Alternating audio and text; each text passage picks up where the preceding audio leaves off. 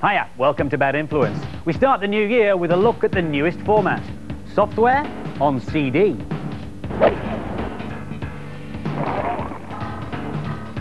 Our main review this week is the gorgeous looking Ecco the Dolphin on the Mega Drive. And I'll be explaining how powerful computers can be used to tinker with reality. But first, there's only one game so good it appears on practically every format. Any idea what game it is? Well, it first appeared on the Amiga in 1991. It's completely original and it stars these small furry creatures who've got suicidal tendencies. It is, of course, Lemmings. This is the original version on the Amiga.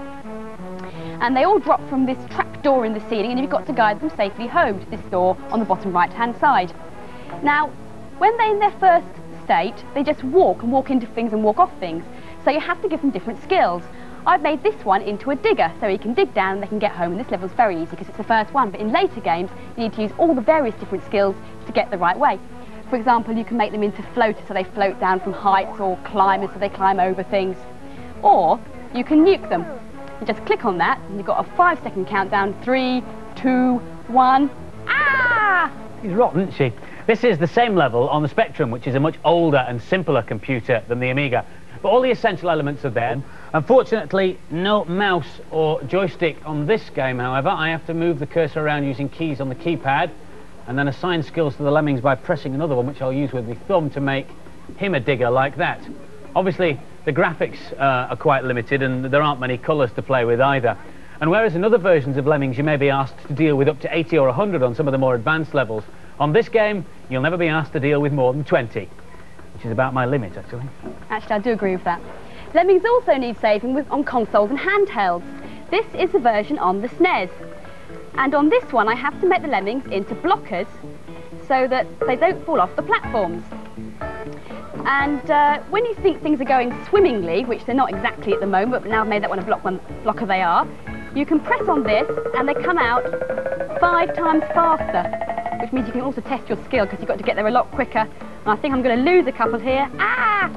You can change the different skills by using these buttons. I'm going to get back onto blocker there, or I'll miss him.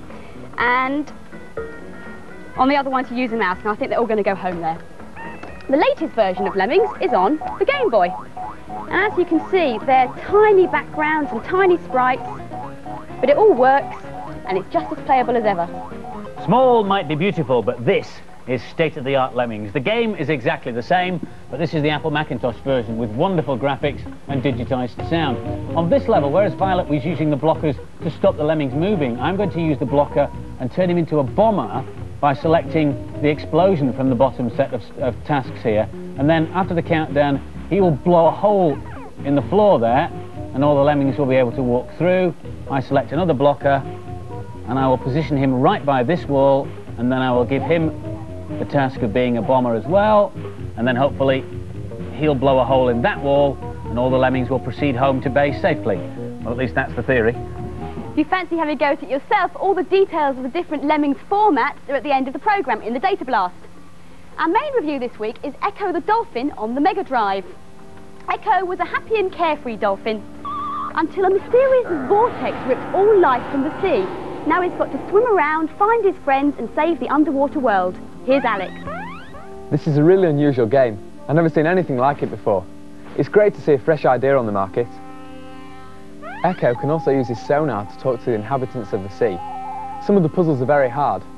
This whale obviously isn't going to help much in finding my pod, which in case you didn't know is a herd of dolphins. There's loads of things to do in this game. The crystal there is a key, which when you touch it gives you magical powers to open up different doors. You've also got to get air pockets. Because you're a mammal, you run out of air easily. You can also use the sonar to bring up this map. This shows you around the levels. Always keep your eye out for loose rocks and shells. They can come in handy. What I've got to do is, with this shell, is nudge it against the first rock, and then balance it upon my nose, and I can get through.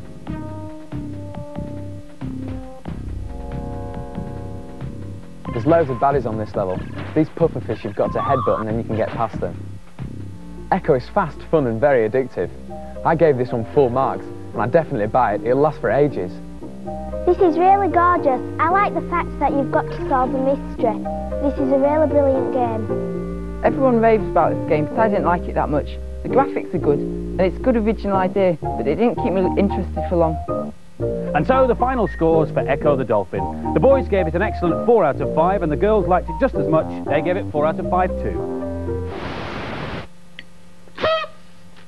Happy New Year, slimy fertilers. I hope you had a nice one and got all the rappy-uppy things that you wanted. I got loads and loads of cards, and here it is. Thank you very much, Daniel Chant from Gillingham. Anyway, on with the 1993 cheats. Now this one is for a game called Swiv on the Amiga. All you have to do is pause the game, then type in NCC-1701. Then unpause the game, and you've got infinite lives. Oh, all right then, it's not a very good cheat, but I've got a headache. Oh, turn it down. Clear off. Computers and special effects, they're something you tend to associate with movies and the silver screen, but actually some of the best effects around aren't on the big screen at all. This is a commercial. It uses state-of-the-art 3D graphics and was made not in Hollywood, but in London at the Moving Picture Company. Gareth Edwards, the designer, explains how it's done. This is the live action, after it's been transferred from film onto video. So where do you actually start once you've got your live action footage inside your computer screen? Well, once I've got this picture into the computer's memory, I can digitize or trace a computer graphics line around the silhouette of the character, like this. And while I finish doing the dot to dot, I can then tell the computer that that is where the object is, and it will remember it. Right. Which is like the very first place where we start with the transformation from a two-dimensional picture into a three-dimensional object. Now I can tell the computer to go into its animation mode and play back for me the frames that I've digitized into the computer's memory. Once I've done that, once I've got the silhouette of the object and I've got a rough position for the arms, I can actually go ahead and start getting complicated, which actually means doing all the bendy bits. Oh dear. Which is the... It's complicated It now. gets complicated. Using a feature called a shader ball, Gareth can start to put shading on the graphic. He then adds the lettering and a bit of texture until he gets the right look. And we add them together, we get that kind of effect. Now you can see the reflections on the surface there. Yeah. The reflections of that surface are created using this picture. Why is there a haunted house on the screen? Almost anything will do as long as it's the right kind of Because it's moving texture. around That's so much right. and stuff, you're not really going to notice. How long has it taken you, the two of you together, to create this sequence? Believe it or not, 7 weeks. For how much actual animation on screen? About 20 seconds. When Gareth has finished making the three-dimensional computer graphic version of the biscuit wrapper, all that information is transferred onto another computer called a Harry. That's operated by Paul. What the Harry computer basically does is combine the real people and the computer graphic and make it all look, well, real, if you like. Where do you start, Paul? This is the clean background as it was shot, like that. So first of all, we need to put the computer graphics on to make sure that it's going to fit. Well, if Gareth got his dot to dot right, it should, shouldn't it? Exactly. So there we can see the computer graphics being combined with the live action background. Now the first thing we can see is that it looks stuck on, it looks very, very sharp. So we need to soften it. We also need to knock the colours back a little bit just to make it sit in that bit more. To get rid of the arms, we take it into an area of the Harry called the paint box, which allows us to actually paint on the screen. So frame by frame we have to cut out areas of the picture and then we stick those down onto the area of the picture where the arms are, which enables us to remove the arms. The Harry machine is the one which adds all the finishing touches. The one I like best is called motion blur. Get this. The way we do the motion blur is we take it again into the paint box, and by using a function called cut and paste, we cut out a small area of the picture, and using that like a tool enables us to actually smudge the picture underneath. We can mimic that on the actual computer graphics to give it, again, that added little bit of realism. So now you know of all the hard work and computer magic that goes into creating just one commercial. Now it's done, all we have to do is sit back and enjoy the finished product. And possibly a biscuit, anyone?